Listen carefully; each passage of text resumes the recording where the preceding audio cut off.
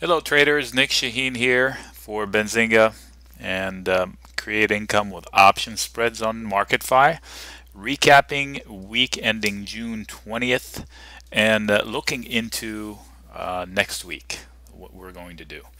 As usual, pretty eventful week. And before I get into it, um, uh, I'd like you to take a minute, write down my email. It's sellspreads@gmail.com. It's right here on the screen. And also you can follow me on Twitter and StockTwits. I have the same handle on both, RacerNick. Check us out also on MarketFi if you are not already a member. And you can also register there in order to get my messages. And also you can reach me via messaging through the MarketFi messaging system. It's pretty good. So again, sellspreads@gmail.com or Twitter, and most importantly, MarketFi. Good people helping everybody. So that being said, let's delve into today.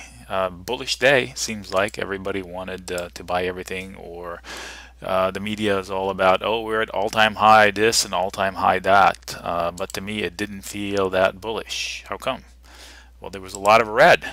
There were a lot of important names that were red. There was weakness most of the day, except for the last few minute run up.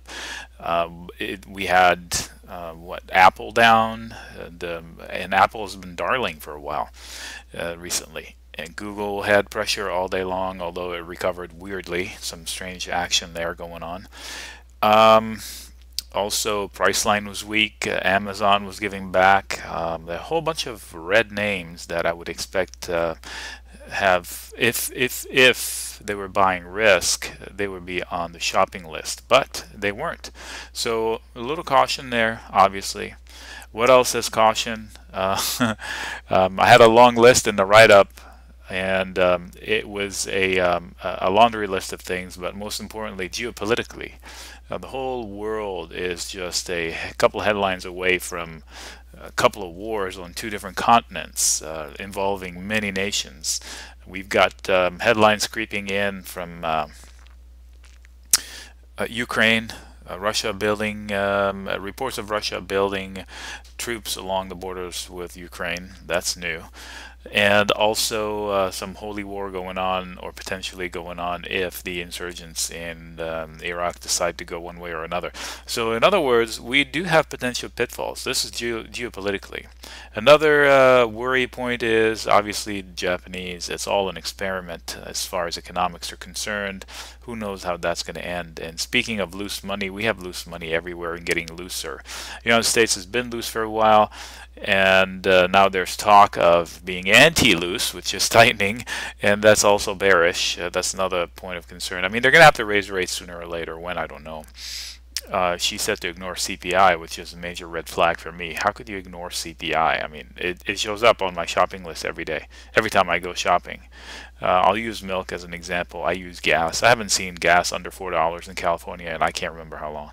So all scary stuff. And ECB just jumping on the bandwagon of being super extra mega uber loose by going negative on the rates. Banks will pay money in order to hang on to money, which is pretty insane concept. But so we do have things to worry about. Super low VIX, and today luckily it went down, and then luckily it rebounded and closed a little higher, I think 1.4%. So we had green markets, green VIX. Strange. It has happened a handful of times this year, so it's not a complete flag. But I am watching a few trends, and let's look at the day. First of all, let's recap the day. Members get pre-opening notes from me, and let's revisit how we did on those.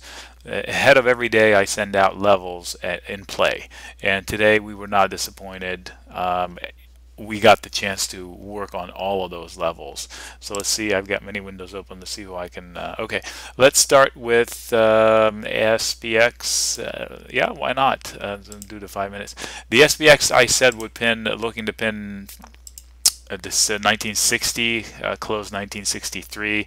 Settlement value was higher than the high of day, and one of my members noted, how could that be? Mojo on AM settlement. That's why I always close on Thursday, all AM settled credit spreads. You never know what's going to happen at the open, and the open is not really the open. So anyway, long story short, I have a long answer I found for you. How could the settlement value be higher than the higher day? So, but the pin was, $2, $3 away from, so we were in the ballpark, and we had that pin kind of going the whole week. And then more importantly, the SPY, they leaned on the SPY, and we thought they were going to, but we also knew that 196, it's going to find support at 196, and it closed 6 pennies away, so that was a good call there. So if anybody had some plays on the SPY, they could have benefited greatly from this bit of information. The IWM, which is a small cap, we thought that it was going to have two magnets, one at right here at 117 and a half and 118 and a half. Okay, so, and I said that it has the least path of resistance is downwards. So it opened, it went down to the least path of resistance to almost exactly 117.50, and then it bounced and it hunted the upper end of things, which was 118.50, and it closed 118.25. So, all the levels came into play. I thought for sure Google was going to top off the Goog at 550, and we made a bet on it right here. Whoops, didn't mean to do that. That was supposed to be a pen. So we made a bet on it right here and cashed in the bet on the way down. I cashed in a little early, and then I reset the bet later in the day, which I shouldn't have, with house's money. So I figured, okay, now I'm pretty confident that 550 should be the top. I didn't, but for some reason this run up here happened that defies logic, and look at that, which coincides right up here. So this is probably not a coincidence right there. So this is Mojo Bay, way beyond my pay structure. So market makers at play. So not for me. I ended up with a push on the daily, but it was a lotto play, so no big deal there. I didn't lose money at least. So Apple. Why don't we look at the fruit company? Actually, it's right up here. This is Apple. It was down 1%. So I thought that the Apple was going to struggle with 92.87, I think, and I've said it all week, and it sure stood. Even faced, it couldn't rally and break out of it with headlines yesterday and today. And this was the headlines yesterday and today. So I think this was the rekindling of the headlines and the regurgitation of it here today. So I watch or not, I wrote up a beautiful article, beautiful because it made me feel better about what I'm writing, and a long-term big picture on Apple, what's next kind of a deal. If you haven't seen it on MarketFi, hunt it down and get it. So I said it was going to fail at 92.87 and hunt down a couple of levels and eventually hunt down 91.5, and it did, 91.4 something, and it did, and then for some reason right at the end, kind of like the opposite of the Google move. We used to have a pair trade going on for a while. Maybe that's it. Maybe it rekindled. Look, it's almost exactly at the same time. So we used to have a pair trade in 2013 on big whooshes in Google or Apple. They would trade inversely. It's kind of like one bucket of money going from one into the other. So Apple had a tough day, and it's going to have a drag. I said in the write-up on Apple is the fact that it's going to drag on the indices because it had an incredible run-up, and let's see if we can do that here. Incredible run-up in Apple.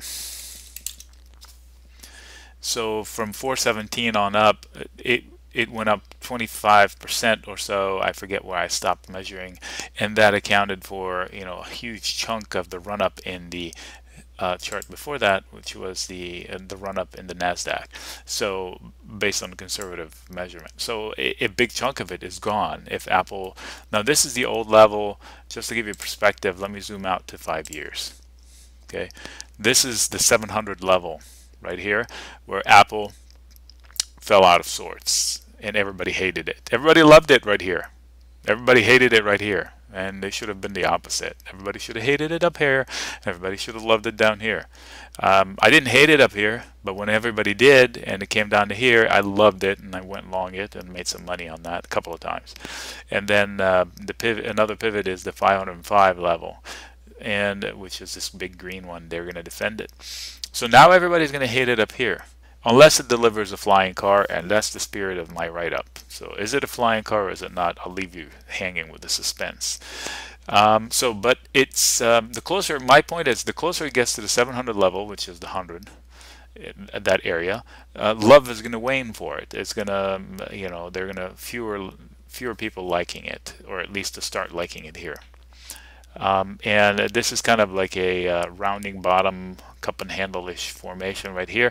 The measured move would have probably been right around here, so, or thereabouts. So you can say, okay, it fulfilled itself. So technically also that supports the theory. So regardless, we have things to worry about. We have some drags potentially, but we also have some good things going on, right? Because if you look at the SPY, it let me zoom back into one here. So I had the dashed blue ascending wedge, which is usually bearish, but here it poked its head up above it, but then reverted right back to it, and now it bounced off of it. So it's looking threatening, and it's looking pretty bullish from here with a big upside move. Same in the IWM, it's looking pretty bullish, and it's technically speaking some sort of a cup and handle going on. But I also highlight the green level right here, from which it failed. 3 peaks, 4 or 5 peaks, whatever. So I want to see how it handles that level before I start counting my money on a huge move up. Okay, so but if it does break that, it's got some good upside from there.